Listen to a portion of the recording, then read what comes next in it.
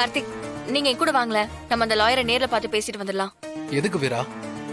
இல்ல கார்த்திக், நமக்காக வாதாடுறேன்னு வாக்கு கொடுத்துட்டு வரலன்னா எப்படி? அத போன் பண்ணியாவது சொல்லலாம்ல. நீங்க வாங்க, எதுக்கும் ஒரு எட்டு போய் பார்த்துட்டு வந்துடலாம். கார்த்திக் போடா போ. வாங்க, போயிட்டு வாங்க. வர வழி வா.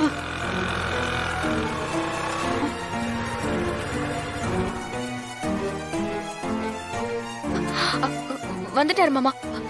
வாங்க சார், உள்ள வாங்க. வாங்க சார். மேடம் சார், என்ன சார் எவ்வளவு நேரம் உங்களுக்காக வெயிட் பண்ணிட்டு இருக்கிறது? போன் பண்ணாலும் எடுக்க மாட்டேங்கிறீங்க. சொன்ன டைமுக்கும் வரல. நாங்க என்னன்னு சார் நினைக்கிறது? இப்பவும் நான் வந்திருக்க மாட்டேன் மேடம். நேர்ல சொல்லிட்டு போலாமே தான் வந்தேன் மேடம்.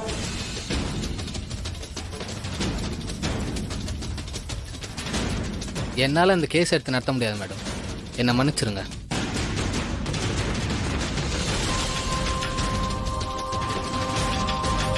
சார் ஏன் நடத்த முடியாது? உங்களுக்கு பணம் எதுவும் பிரச்சனையா சார்? அப்படின்னா சொல்லுங்க, நீங்க வாங்குற ஃபீஸோட டபுளா கொடுத்துட்றேன். பணம் பிரச்சனை இல்லை சார், எனக்கு இந்த கேஸ் வேணாம். விட்டுருங்களேன் ப்ளீஸ்.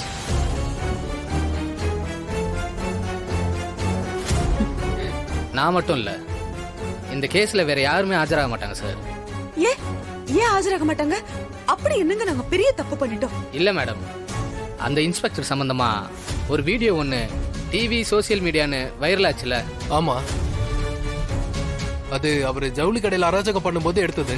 அது போலீஸ் டிபார்ட்மெண்ட்டுக்கு பெரிய அவமானமா போச்சு. அதனால மொத்த டிபார்ட்மெண்ட்டுமே மாறன் மேல கோவமா இருக்காங்க. எப்போதுமே போலீஸ் டிபார்ட்மெண்ட்டுக்கும் எங்களுக்கும் ஆகாது. பட் இந்த தடவை ஹையர் அபிஷியல்ஸ் எங்க பார் கவுன்சில்ல யாரும் மாறன் சம்பந்தமா இந்த கேஸ்ல ஆஜராக கூடாதுன்னு பேசியிருக்காங்க. அதனால புரிஞ்சுப்பீங்கன்னு நினைக்கிறேன். எனக்கு தெரிஞ்சு இந்த கேஸ்ல இருந்து மாறனை காப்பாத்துறது ரொம்ப கஷ்டம். ஐயோ, நான்